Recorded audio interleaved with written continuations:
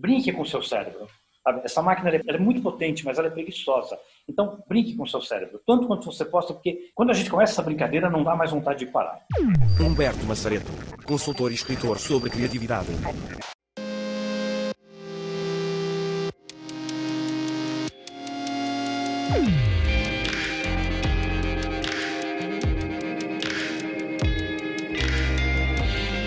Carne esperta. Sou o Bis, um jornalista do mundo das máquinas com o objetivo de investigar a inteligência humana. Olá, vamos então começar. 1. Conte-me um exemplo de inteligência humana a acontecer. Eu observo empresas e pessoas que se ajustaram a um momento de confinamento, e citando exemplos aqui da cidade onde eu moro, aqui no Brasil, muitas empresas até pequenos comércios, tiveram de se adaptar migrando para o mundo virtual, para a transformação digital.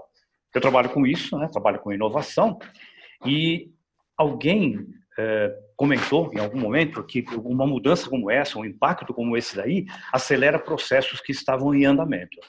A transformação digital era um processo em andamento e foi acelerada.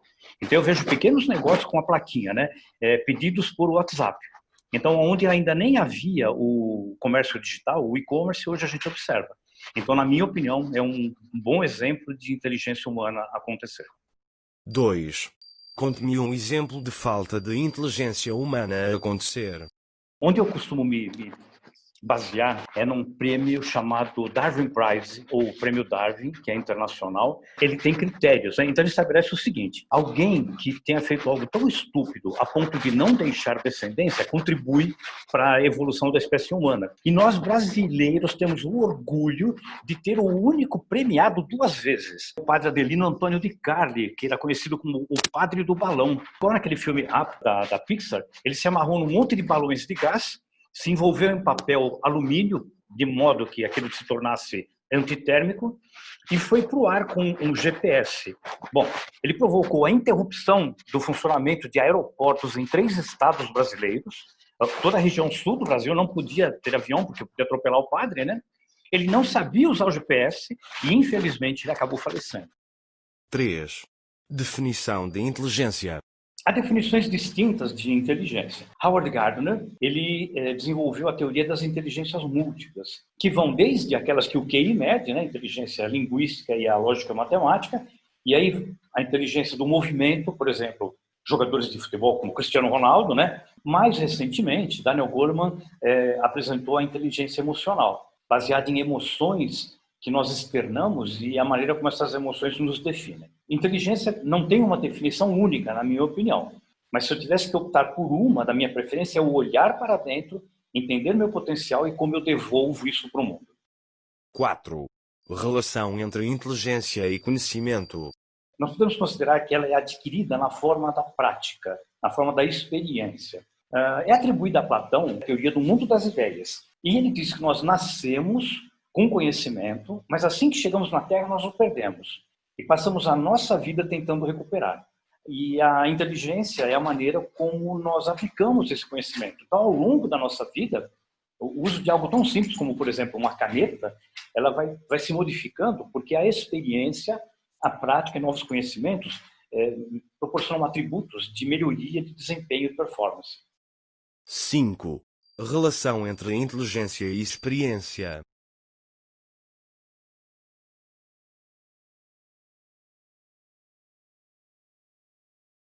Em 2016, eu concluí o meu segundo mestrado e ele tratava de habilidades. E a minha pesquisa ela lidou na seguinte abordagem: quais são as habilidades essenciais que o mercado de trabalho vai exigir em termos globais para que uma pessoa possa ser requisitada para o mercado de trabalho? A criatividade aparece em primeiro lugar. A experiência é a maturidade para colocar em prática a nossa habilidade. Nós podemos incluir um item a mais, que na minha opinião é a sabedoria, que é saber quando colocar. 6. Relação entre inteligência e emoções. A inteligência emocional significa o uso das emoções de modo a eu obter os melhores resultados para mim e para o mundo. Existem aspectos positivos e negativos em cada emoção. Por exemplo, é positivo sentir medo. Assim como também em algumas situações é negativa a alegria.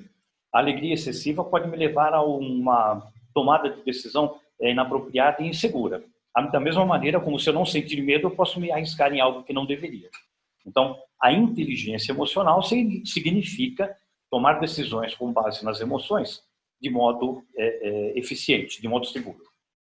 7. Experiência subjetiva da sua própria inteligência. Existe aqui um ditado que fala modéstia à parte, né? Eu vou exagerar falando modéstia às favas, né?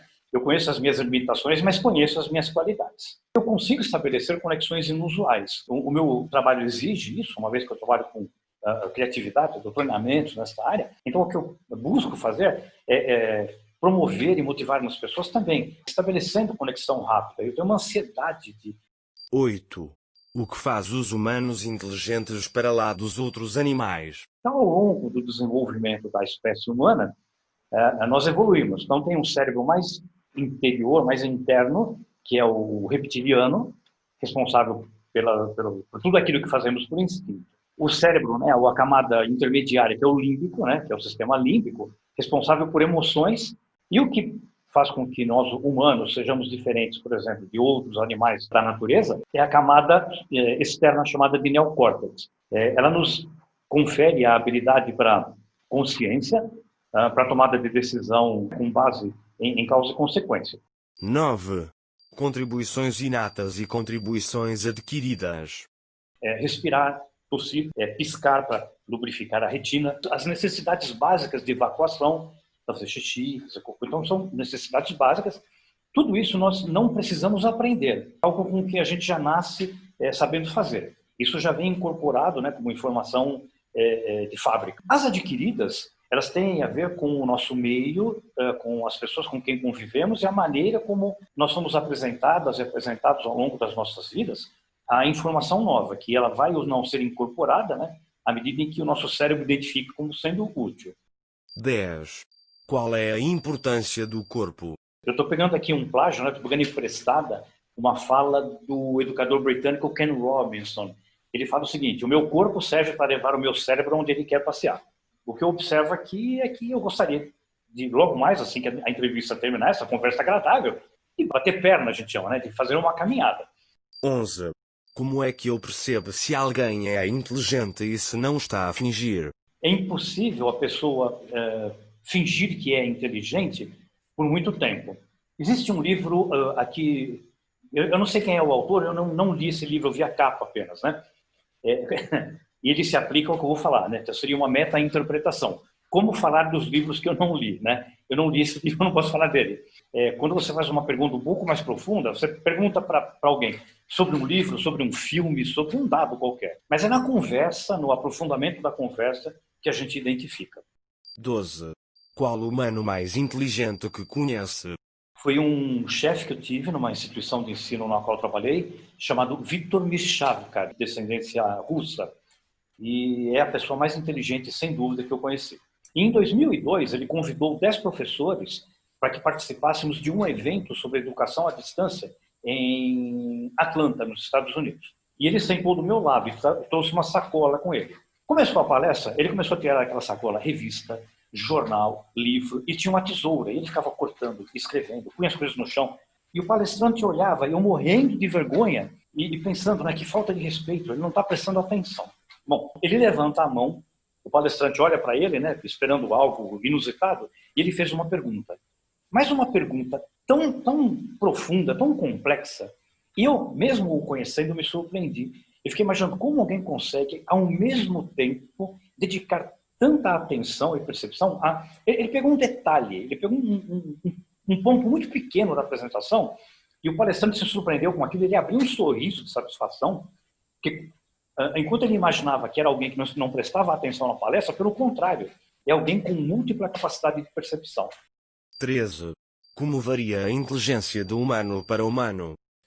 Nem todo mundo nasce com a mesma possibilidade de desenvolvimento dos seus neurônios, até mesmo por conta de alimentação.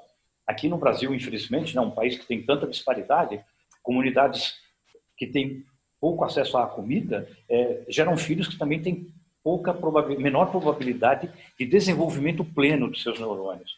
é alguém que pode perder, né, oportunidades na vida por conta das condições a que é imposta. 14. Como é que um humano pode aumentar a inteligência? Tem um livro que acho que chama Outliners, do Malcolm Gladwell, e ele cita exemplos dos Beatles. Tocavam em bares vazios, com 6 pessoas, mas por tocar, porque era a oportunidade da prática. E para a prática depende de repertório.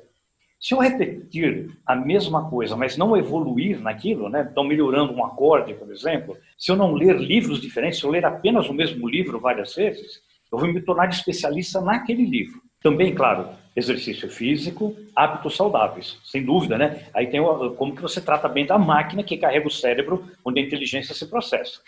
15.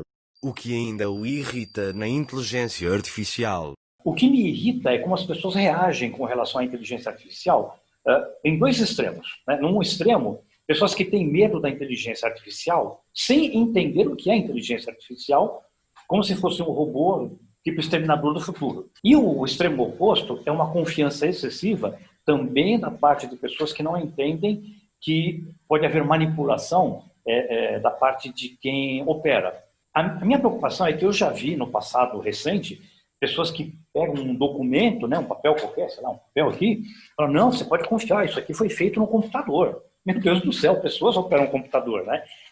16. Impacto positivo da inteligência artificial. Sendo bem utilizada, né, e eu vou falar de um jeito subjetivo e egoísta, né, vai me sobrar tempo para levar o meu cérebro para os lugares onde ele quer passear. Né? Em âmbito mais ampliado, ele vai diminuir a probabilidade de erro na execução de tarefa. E o aspecto positivo também é explorar melhor os recursos disponíveis. Eu visitei uma empresa aqui no interior do Brasil que fazia móveis. E eles mudaram de um modelo onde a madeira era recortada para a produção de um guarda-roupa, de um armário. Ao invés de ser feito na mão, era colocado num computador que aproveitava ao máximo o recorte na madeira, com um índice de sobra muito pequeno. Então, isso otimiza os processos, diminui custo. 17. Impacto negativo da inteligência artificial. Tem um aspecto ético em relação à máquina, que isso é algo que vai ter muita discussão ainda no futuro, e o aspecto do impacto no desemprego. Então, esse é um aspecto forte.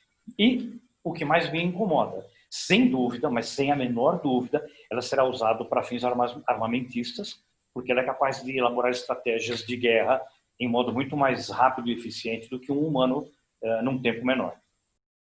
18. Inteligência natural e artificial em 2050. A inteligência natural provavelmente será potencializada por razões naturais da evolução humana, né? Nós temos ainda mais 30 anos até 2050, e penso também que serão desenvolvidos produtos que poderão nos potencializar o uso dos nossos neurônios, do cérebro, toda a nossa química cerebral. No entanto, a inteligência artificial tende a aumentar muito mais potencialmente. Quando a gente assiste Matrix e vê o Neo colocando, né, aquilo atrás da cabeça, ele tem que aprender a pilotar um helicóptero. Imediatamente alguém manda informação, ele se conecta e aprende. Eu, como professor, eu não vejo a hora que isso aconteça, porque eu não gosto de corrigir prova. Eu gosto de compartilhar com os alunos em sala de aula, a gente desenvolver solução. Prova é uma coisa chata de corrigir, né? Porque eu tenho que ver a mesma coisa 30, 20, 10 vezes, né?